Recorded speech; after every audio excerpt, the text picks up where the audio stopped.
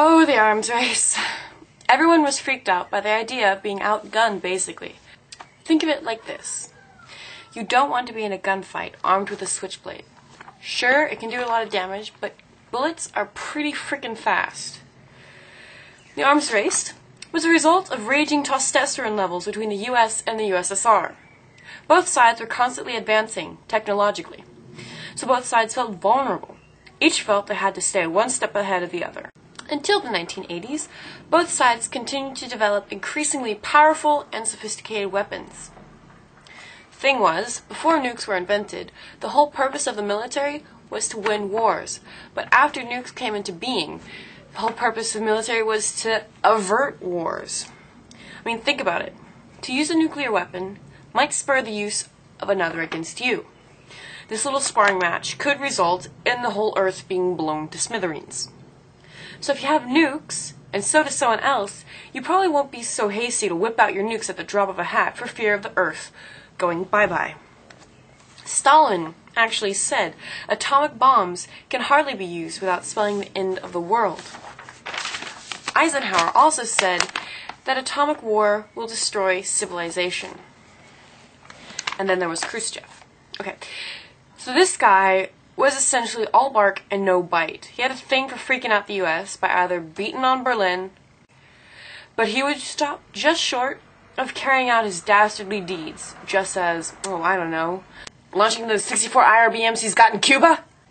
However, he did have his policy of peaceful coexistence, wherein war with the West was no longer inevitable, but he still liked to threaten it. Massive retaliation, aka the most frightening thing to come out of the United States if you ignore the A-bomb and Michael Jackson. Basically, massive retaliation was a policy formulated by Eisenhower. If the US got attacked, they will fight back with whatever weapons they have, despite the consequences. So that means if you attack us, we'll attack you with guns, bombs, rockets, the Hamburglar, missiles, nukes, and Canadians.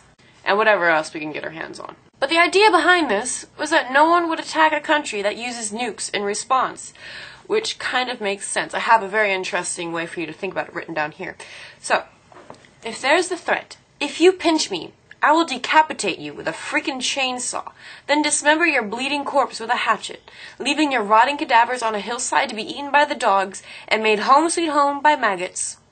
You'd definitely think twice about that pinch you were planning on. We have the counterforce strategy now.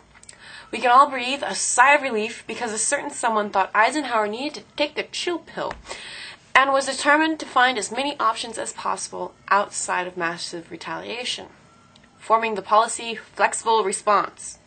This little do-gooder was Kennedy, John, not Robert. Now this guy was all for negotiation and alternate routes. That's pretty much his policy, as little violence and confrontation as possible. For the exact opposite, see George W. Bush. I'm kidding. Flexible response. It was developing a nuclear strategy that didn't necessarily lead to blowing everything up. So, Secretary of Defense Robert McNamara came up with counterforce strategy, which would be bombing the enemy's military forces, not cities. The idea being not repeating Hiroshima and Nagasaki, keeping civilians out of it. But there were problems, one being accuracy. It was the early stages of missile development, so it was very difficult to get the exact target. Hitting just the military, kind of a branch off of accuracy. Military facilities were located near to cities, making it even more difficult. Final problem, the Soviets. You couldn't guarantee that they would follow the no cities rule as well. You know? However, public opinion was that this alternate route was pretty much working out a way to have first strike capability and still have the moral high ground, rather than making nuclear war less likely.